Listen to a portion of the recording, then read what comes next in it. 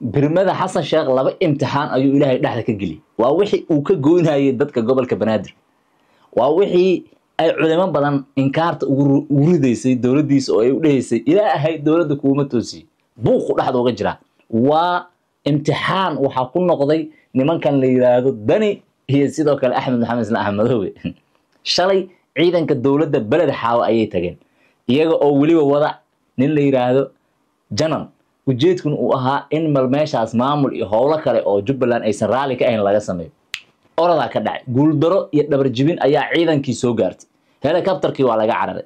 hadda dawladda Soomaaliya dhinaca Puntland waliba magaalada Boosaaso maalintii shanaad waxa yaala oo meesha lagu haystaa markabkii hubka iyo sidoo kale baabuurta waday dawladda Soomaaliya baaq qoraal waa daash xaashid wiifeys waa daash amar waa daash hadda waxay ku soo biyo shubatay inay dhaado talaab sharci oo degdeg ah ka qaadina ama waa hujuumina meeshaas oo digniin toos ah Puntland waa macnaheedu dawladda oo rabta kaligeed inay laba maamul goboleed isla waqti ay weerar ku qaado macnaheedu ma ka bixi karto wadankan saano isku qataataysan yahay ilaahay bisa kala badbaadi kara Puntland waxay taagan tahay adeerow adaa lagu dhahaa annaga biyahan dhinaceena soo xiga waxa ku qaban markab hubaana saaran gacanta uu ku dambeyn karana ma ogin annaga in xitaa gacan argagixiso uu gali kara ma kala cadeyn karno dad badan marka waxay leeyihiin niyo dawladnimada ayay diidan tahay Puntland sideeda waxay hoos imaadaa dawladda federaalka ayay leeyihiin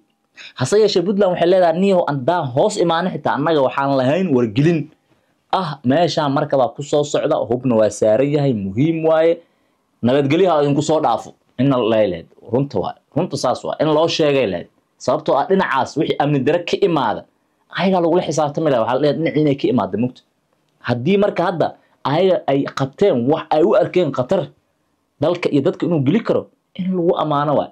ha ka soo dhameystaan baarista degdeg ah la joojiyo oo ku qanci la yahay dawladda uu hogaamiyo madaxweyne Xasan Sheekh Maxamuud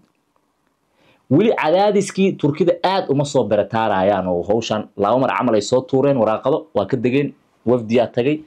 Puntland markii wafdigu uu tagay si kacsatayba waxay si taagantaa anaga waxaan taxta sufur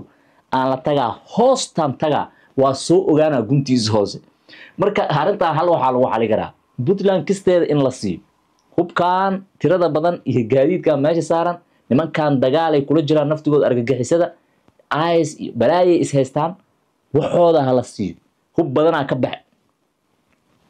koontooda hala reebtaan inta kale iska soo fasaxan wax la fahmi karo laakiin sidiisa u soo gudbi Puntland wali inay u cuntamay la adaha muuqata